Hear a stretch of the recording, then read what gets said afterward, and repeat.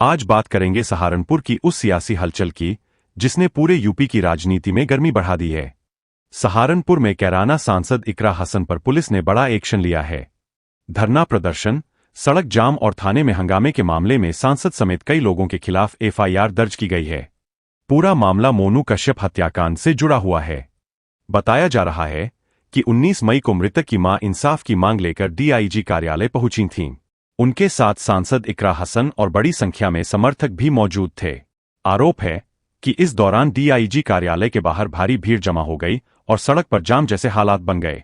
Police ने यातायात बाधित होने की बात कहते हुए कार्रवाई की और सांसद इकरा हसन को हिरासत में लेकर महिला थाने भेज दिया। हालांकि बाद में उन्हें छोड़ दिया गया। लेकिन मामला यही नहीं रुका। अपने समर्थकों की गिरफ्तारी से नाराज सांसद सीधे सदर बाजार थाने पहुंच गईं और वहीं धरने पर बैठ गईं। थाने के अंदर कई घंटों तक नारेबाजी और हंगामा चलता रहा। अब इस पूरे मामले में पुलिस ने मुकदमा दर्ज कर लिया है। एफआईआर में सांसद इकरा हसन, पूर्व राज्यमंत्री मांगेराम कश्यप समेत 7 लोगों को नामजद किया गया है, जबकि 20 से 25 अज्ञात लोगों को भी आरोपी बनाया गया है। पुलिस का कहना है कि वीडियो फुटेज और अन्य सबूतों के आधार पर आगे की कार्रवाई की जाएगी। वहीं धरने के दौरान इकरा हसन ने सरकार पर गंभीर आरोप लगाए। उन्होंने कहा कि पीड़ित परिवार इंसाफ मांग रहा था, लेकिन उनके समर्थकों को जेल भेज दिया गया। सांसद ने यह भी कहा कि हमें इंसाफ चाहिए, चाहे गोली मार दो या फांसी पर चढ़ा दो। करीब 3 घंटे तक चले इस पूरे घटनाक्रम के बाद अधिकारियों ने गिरफ्तार समर्थकों की रिहाई का आश्वासन दिया, जिसके बाद धरना खत्म हुआ।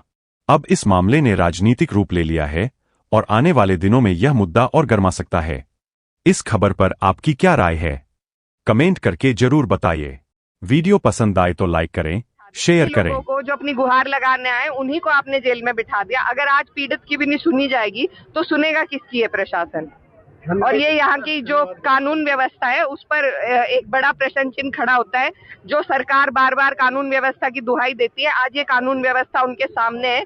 ये राम राज्य है, ये राम राज्य है जिसमें पिछड़े समाज के लोग या जो शोषित समाज है उनसे जो लोग आ रहे हैं उनके साथ ये दुरुपयोग हो रहा है। ये महिला कोई मुसलमान महिला नहीं थी, उनके लिए तो अलग ही कानून चल रहे हैं। कश्यप समाज से थी और हमेशा भाजपा को वोट देते आए हैं, उनके साथ ये हुआ है आज। तो ये आज जनता के सामने है कि कैसे जो लोग इनके भी लिए वोट देते हैं उनके साथ भी किस तरीके से अन्याय और नाइंसाफी ये सरकार करती है। ये किसी की नहीं है, ये सिर्फ कुछ पूंजीपतियों की सरकार है और उन्हीं के लिए काम करने का काम करती है। अधिकारी हैं, उन्होंने भी आपके प्रोटोकॉल का ध्यान नहीं रखा।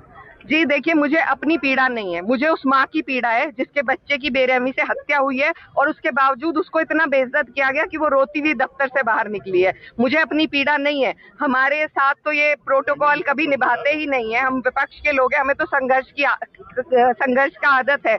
लेकिन उनके साथ जो माँ थी, जो अपनी गुहार लेने आई थी, जिसका बच्चा मर गया, उसके साथ इतनी बुरी तरीके से व्यवहार करना ये बिल्कुल ये बहुत शर्मसार है। तो इसके लिए आगे भी लिखेंगे आप? नहीं, वो तो बाद की बात है। अभी फिलहाल हमारे लिए उन लोगों के लिए कोशिश की